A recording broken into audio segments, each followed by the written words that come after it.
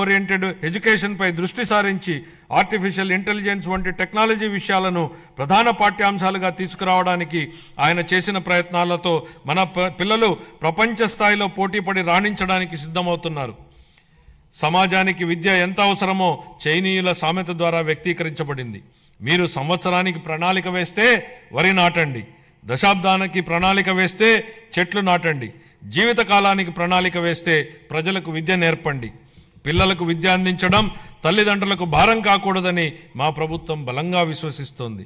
ఏ కారణం చేతను ఏ బిడ్డ విద్యకు దూరం కాకూడదని విశ్వసిస్తున్నాం. ప్రతి తల్లి తన పిల్లలను పాఠశాలకు పంపేలా ప్రోత్సహించే లక్ష్యంతో మరో సూపర్ 6 హామీని అమలు పరిచే దిశగా తల్లికి వందనం పథకాన్ని ప్రారంభిస్తున్నాం. 25-26 విద్యా సంవత్సరం నుంచి ఈ పథకం కింద 15,000 రూపాయల ఆర్థిక సహాయాన్ని అందించుతున్నాం. చదువుకునే ప్రతి విద్యార్థి తల్లికి ఈ పథకాన్ని అందించడానికి కేటాయింపులు జరుపుతున్నాం. ఈ పథకం ప్రభుత్వ మరియు ప్రైవేటు పాఠశాలలో 1 నుండి 12వ తరగతి వరకు చదువుతున్న పిల్లలకు వర్తిస్తుంది. అదేవిధంగా సర్వేపల్లి రాధాకృష్ణ విద్యామిత్ర పథకం ద్వారా 35.69 లక్షల మంది విద్యార్థులకు ఉచితంగా పుస్తకాలు, యూనిఫామ్లు, డొక్కా సీతమ్మ మధ్యాహ్న బడి భోజనం పథకం ద్వారా విద్యార్థులకు పౌష్టికాహారాన్ని అందిస్తున్నాం. ఉపాధ్యాయులకు స్నేహపూర్వక వాతావరణంలో కూడిన విద్యా వ్యవస్థ కోసం గౌరవనీయ మానవ వనరుల అభివృద్ధి శాఖ మంత్రి నారా లోకేష్ గారి చొరవతో మా ప్రభుత్వం అన్ని ప్రభుత్వ పాఠశాలలకు ఉచిత విద్యుత్తును అందించాలని నిర్ణయించిందని గౌరవ సభకు ఎంతో సంతోషంగా ప్రకటిస్తున్నాను. ఇది స్థానిక సంస్థలపై ఆర్థిక భారాన్ని తగ్గించడమే కాక ఉపాధ్యాయులు మరియు విద్యార్థులకు ఒత్తిడి లేని వాతావరణాన్ని కల్పిస్తుంది.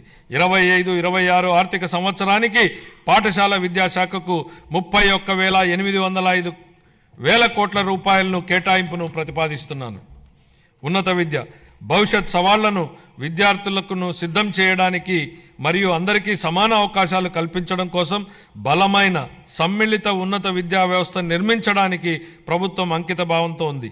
ఈ కార్యక్రమం కింద మల్టీ డిసిప్లినరీ విద్య మరియు పరిశోధనా విశ్వవిద్యాలయాల స్థాపన, పాలిటెక్నిక్ విద్యలో క్రెడిట్ ఆధారిత వ్యవస్థను ప్రవేశపెట్టడం, అధునాతన తరగతి గదులు, ప్రయోగశాలలు, డిజిటల్ లైబ్రరీలతో విద్యాలయాలను ఆధునీకరించడం వంటి కీలక నిర్ణయాల ద్వారా మన విద్యార్థులను అంతర్జాతీయ ప్రమాణాలకు అనుగుణంగా తయారు చేస్తున్నాం.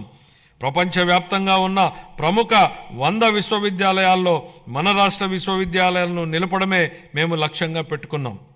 25-26 ఆర్థిక సంవత్సరానికి గాను ఉన్నత విద్యాశాఖకు 2,506 కోట్ల రూపాయలను కేటాయింపును ప్రతిపాదిస్తున్నాను.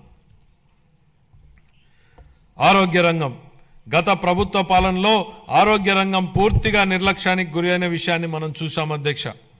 సకాలంలో చెల్లింపులను చేయకపోవడంతో మందుల కొరత, సౌకర్యాల కొరత, సేవల కొరతకు కారణమైంది అధ్యక్ష. వైద్య రంగంలో దాదాపు 6,400 కోట్ల రూపాయల బకాయిలను వారసత్వంగా ఇచ్చారు అధ్యక్ష.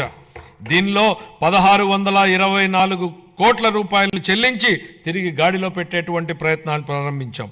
నిర్లక్ష్యానికి గురైన వైద్యారోగ్య రంగాన్ని గాడిలో పెట్టడమే కాకుండా ఈ శాఖకు సంబంధించి ప్రజారోగ్యానికి సంబంధించి మేనిఫెస్టోలో ఇచ్చిన హామీలను అమలు చేస్తున్నాం. దీనిలో భాగంగా ఇప్పటికే ఉన్న ఎన్టీఆర్ వైద్య సేవ పథకానికి తోడుగా ప్రతి కుటుంబానికి నాణ్యమైన వైద్య సేవలు అందించేందుకు పేద మధ్యతరగతి ప్రజలకు ఆసుపత్రులకు వెళ్లిన వెంటనే ఎటువంటి ఇబ్బంది లేకుండా కార్పొరేట్ వైద్యం అందేలా పథకాన్ని రూపొందించాం. దీనిలో భాగంగా ప్రతి కుటుంబానికి 25 లక్షల రూపాయల ఆరోగ్య బీమా పథకాన్ని అందుబాటులోకి తీసుకొచ్చేందుకు మా ప్రభుత్వం ప్రణాళికలు చేపట్టింది. ఈ ఏడాదిలోనే ఈ పథకాన్ని అమల్లోకి తేనున్నాం. దీంతో పాటు ఆసుపత్రుల్లో మందుల సరఫరా, మెరుగైన వైద్య సేవలు, పారిశుద్ధ్యం వంటివి ఇప్పటికే చేపడుతున్నాం అధ్యక్ష.